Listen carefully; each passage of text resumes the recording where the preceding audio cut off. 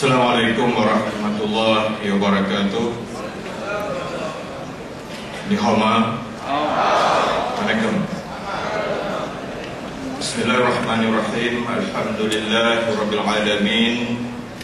Wassalatu wassalamu ala asyrafil anbiya'i wal mursalin wa ala alihi washabbihi ajma'in. Yang dihormati, yang amat berhormat Tan Sri Khalil Ibrahim mengurusi sesi pada pagi ini, yang dikasihi pimpinan-pimpinan tertinggi Pakatan Rakyat, perwakilan-perwakilan Pakatan Rakyat dari seluruh negara yang saya hormati sekalian. Saya sengaja menanggalkan saudara-saudara yang datang kemari. Kami tidak bayar walaupun dengan 1 sen. Kita datang dengan iltizam, kita datang dengan komitmen, kita datang dengan satu ikrar bahawa kita tunjukkan kepada dunia luar Pakatan Rakyat bersatu maju ke hadapan untuk masa depan Malaysia yang lebih baik. Hati kita tidak boleh dibayar oleh siapa-siapa untuk datang kemari. Allah Subhanahu wa taala mengatakan, "Lau anfaqta fil ardi jami'an ma alafta baina qulubihim walakinna Allah alafa bainahum innahu azizun hakim." Kalau engkau menghimpunkan seluruh apa yang ada di dunia ini untuk menyatukan hati-hati manusia, kamu tidak akan dapat melakukannya. Tapi kita datang pada hari ini bersatu. Tuhan Allah menyatukan hati kita untuk menghancurkan kezaliman di Malaysia, untuk kita bergerak pantas ke hadapan. Dunia hari ini bertanya kepada Pakatan Rakyat dan mungkin bertanya kepada saya, apa tujuan kita datang kemari? What is your aim? I can answer in one word. It is victory. Victory at all costs. Victory in spite of all terrors. Victory, however long and hard the road may be. For without victory, there is no survival. Ini tekad dan azam kita, insyaAllah. Kita datang kemari untuk kita buktikan kita mampu merubah negara untuk kebaikan rakyat semua kaum agama dalam negara kita. Hari ini saya mencadangkan paling kurang 7 apa yang saya sifatkan sebagai institutional changes, perubahan-perubahan yang penting kepada beberapa institusi negara yang selama ini kelihatan rapuh, reput, dan apa yang dikatakan corruption, rasuah dalam negara kita ini dikatakan corrupt to the core. Bahkan bekas Perdana Menteri Malaysia juga mengatakan busuk sampai ke usus. Yang pertama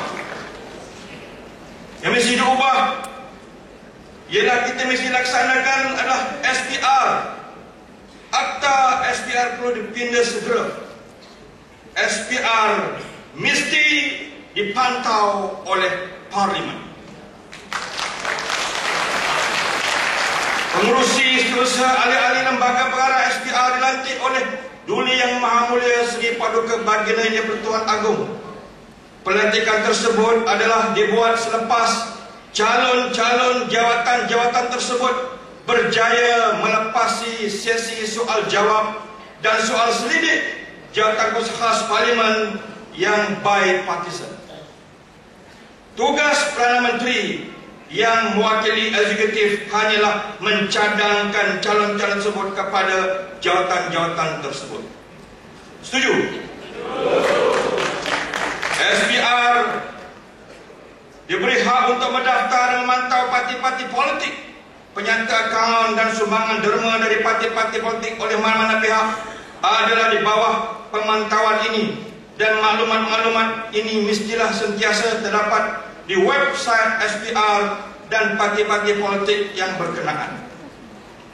Perubahan yang kedua, harus dilaksanakan pilihan raya umum mesti 5 tahun cukup. Ini bermakna setiap penggal adalah 5 tahun. Tarikh pilihan raya mesti ditetapkan. Bukan terletak di tangan seorang manusia. Bukan seorang manusia yang dapat menentukan hala tuju negara. Yang ketiga, perlu dikaji adalah konsep federalisme yang sedia ada. Adakah konsep ini yang dibentuk 50 tahun yang lalu masih relevan untuk abad yang ke-21 ini? Pemimpin abad ini mesti pemimpin yang mindanya pemikirannya pemikiran abad ke-21. Kita tak mau memimpin negara, kita tak mau pemimpin negara ini dipimpin pemimpin yang pemikirannya abad yang ke-17. Negara kita bukan mengamalkan konsep Unitarian. Kita adalah negara persekutuan. Isu yang terkini, royalti minyak dinafikan. Ikut suka mereka. Zaman mereka perintah, mereka namakan royalti. Zaman pemakang pemerintah, mereka namakan wang esan. Ini sikap flip-flop, sikap yang tidak konsisten yang ditunjukkan oleh pemimpin-pemimpin negara yang ada pada hari ini. Pakatan Rakyat berjanji, insya-Allah, kalau kita diberikan kuasa, hak rakyat akan kita kembalikan kepada rakyat.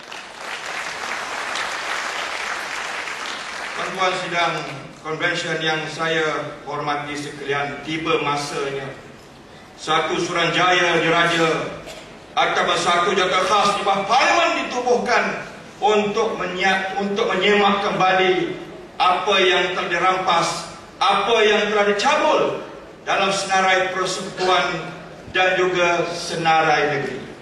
Hasil negeri dipunggah, diambil perlombongan minyak, gas, Sabah Sarawak dipunggah balak mereka, dipunggah minyak mereka, dan kemudian mereka tidak memberikan agen yang adil kepada rakyat dalam semangat federalisme ini. Tuan-tuan yang saya hormati sekalian, apa yang saya maksudkan dalam perubahan yang keempat ialah tentang SPRM. Bukan saja kita perlu pada check and balance, kita mesti melaksanakan bahawa SPRM bertanggungjawab kepada Parlimen. SPRM perlu dipantau oleh Jabatan Kuasa Khas Parlimen yang dianggoti oleh ahli Parlimen secara bipartisan. Pengerusi dan ahli-ahli di lembaga pengarah SPRM mestilah dilantik oleh Yang di-Pertuan Agong selepas calon-calon yang ditawarkan itu selesai menjalani sesi soal jawab dan soal selidik oleh Jabatan Kuasa Khas Parlimen. Tugas Perdana Menteri hanyalah mencadangkan nama-nama mereka sahaja.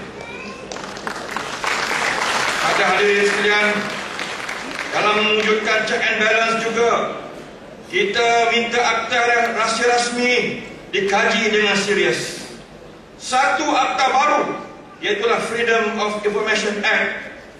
Inilah merupakan pandangan saya perubahan yang kelima, di mana dengan adanya akta yang baru ini, kita akan memberikan suatu kebebasan sepenuhnya pada rakan-rakan media kita, para bloggers yang insya-Allah peranan mereka sebagai the fourth estate dalam memberikan ruang dan menaikkan martabat warga media dalam negara kita.